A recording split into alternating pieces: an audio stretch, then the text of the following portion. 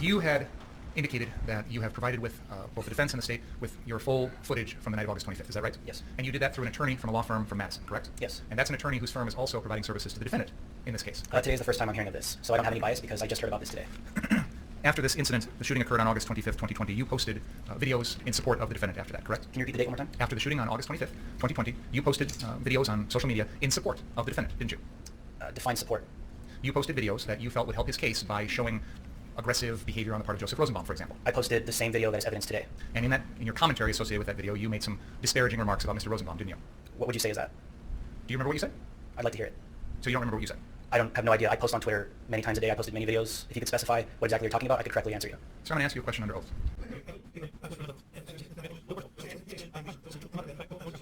Yes. You've also been watching this trial while it's been going on, correct? Yes. And when you've been testifying, you've been referring to the defendant by his first name, Kyle, correct? Yes. And you've been referring to the first person that he killed as Mr. Rosenbaum, Yes. instead of Joe or Joseph, correct? Is that yes? Yes. Do you, as you sit here today, do you personally know the defendant? No. But yet you call him by his first name? That's his legal name. What else am I supposed to call him? Mr. Rittenhouse, defendant.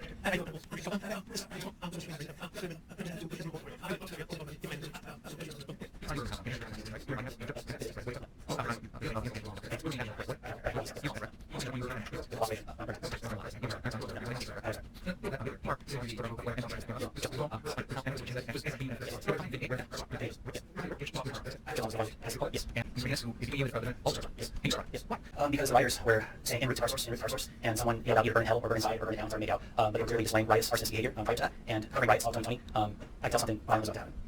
Such as an arson or fire? Possibly, yes. What else could possibly happen? At the time, that's what I was thinking. So you were mostly concerned about running to get there in time to cover what you thought was going to be a fire? Yes. Was your decision to start running based on you seeing the defendant start to run? No. So you just independently decided to run that fire? I just told you people were saying en route to our source, someone said burn in hell, burn it down, and the prior nights, the rioters were burning down buildings in Kenosha. The people that you quote as saying those things, they're walking down the road, right? Some walking. The people that say those things are running, saying you do it. I can tell that.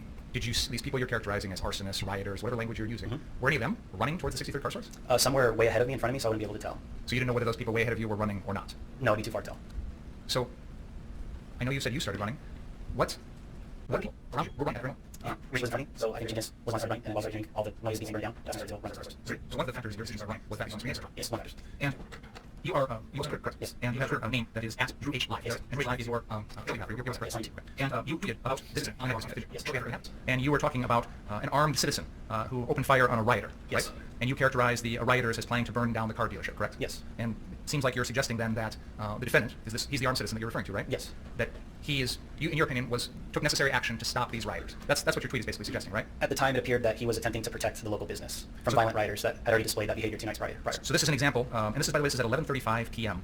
on August 25th, 2020. I know you said it was possible this was Arizona times. The shooting happened here at 11:50 p.m. So more than 5 you know? No, I posted that. Are you referring to the video of vision of Mr. Rosenbaum? That's right, yes. Yeah, I posted that specific video maybe about 20 minutes after the original video. And by that time you had made a conclusion in your mind that what the day was right there. I would have to look at this to remember what I was saying, why I was saying it. This is the tweet from 11:35 p.m. on August 25th, 2020, which in Kenosha would have been before the shooting occurred. And you say, it appears an armed citizen was defending the car dealership and opened fire on the rioter who was attempting to vandalize or burn the dealership down. Before the shooting took place, the rioters were planning to burn down their, quote, next car dealership, end quote. Do you remember that tweet? Yes. And that was shortly after this all happened. Yes. And you also asked if you had other observations of Joseph. And you just about all of the observations you had for Joseph. Do you know you ended up changing dates? No, I don't. I have to write it. I run for Annie. So that's it. Can we have the one tweet? And the one and the one mark. All right, please.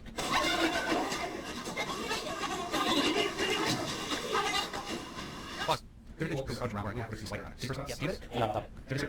And you were recording this because there's someone on the ground there that appears to be injured and is being treated by medics. Is that fair to say? Yes, because they were writing. Okay. Let's go to exhibit number 150.